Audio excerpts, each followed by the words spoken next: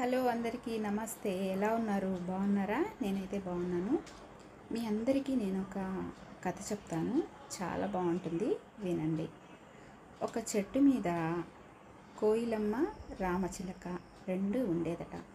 ఆ రెండు చాలా ప్రాణ స్నేహితులు. ఒకరిని విడిచి ఒకటి ఉండేది కాదు.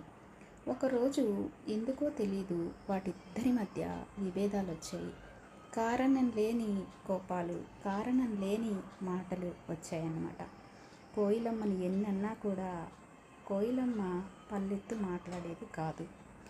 చిలకమ్మ చాలా నిందించే కోయిలమ్మని ప్రతిరోజు తిడుతూ ఉండేదట ఈ చిలక.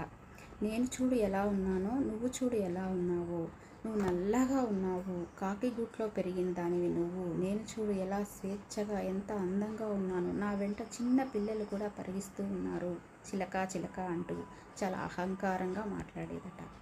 ఇదంతా కూడా చెట్టు కింద కూర్చున్న ఒక ఋషి వింటూ ఉండేవాడట. ఒకరోజు అటుగా వెళ్తున్న ఒక వ్యక్తి ఆ చిలకని పట్టి బంధించి ఇంటికి తీసుకెళ్ళి పంజరంలో పెట్టాడట. కోయిలమ్మ చిలకమ్మ సాయంత్రం రాకపోయేసరికి ఎదురు చూస్తూ ఏడుస్తూ తను తినే పండ్లన్నీ ప్రతిరోజు కూడా తెచ్చి చెట్టు మీద పెట్టుకొని నా చిలకమ్మ ఎక్కడికి వెళ్ళిందో అంటూ ఏడుస్తూ ఉంటే ఆ చెట్టు కింద ధ్యానం చేసుకున్న ఆ స్వామి మీద కన్నీళ్లు పడేవట. అప్పుడు స్వామి ఊర్లోకి భిక్షాటనకి వెళ్ళాడట. ఇక ఇంటికి వెళ్ళగానే చిలకమ్మ అలా వాకిట్లో ఉందట. చూసి స్వామి స్వామి నేను చిలకమ్మని, నన్ను ఎలాగైనా విడిపించండి, నేను ఇక్కడి నుంచి వెళ్ళిపోతాను అని చెప్పి ప్రాధేయపడిందట. అప్పుడు స్వామి ఆ తలుపు తీయగానే చిలకమ్మ పారిపోయిందట. కోయిలమ్మ దగ్గరికి వెళ్ళిందట.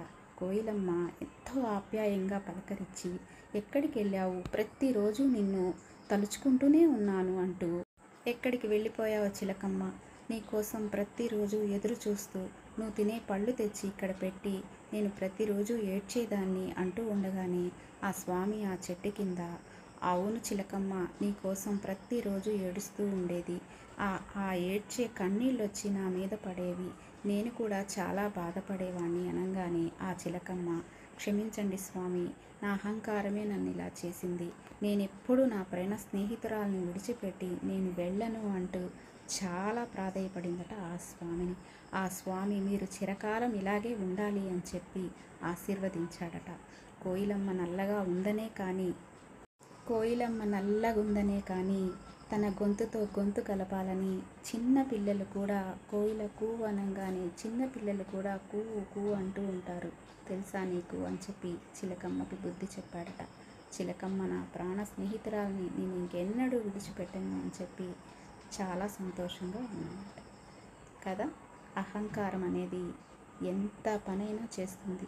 కాబట్టి ఎప్పుడు కూడా ప్రాణ స్నేహితుల్లో లోపాలుంటే తెలుసుకొని సరిచేసుకోండి. ఓకేనా? Thank you.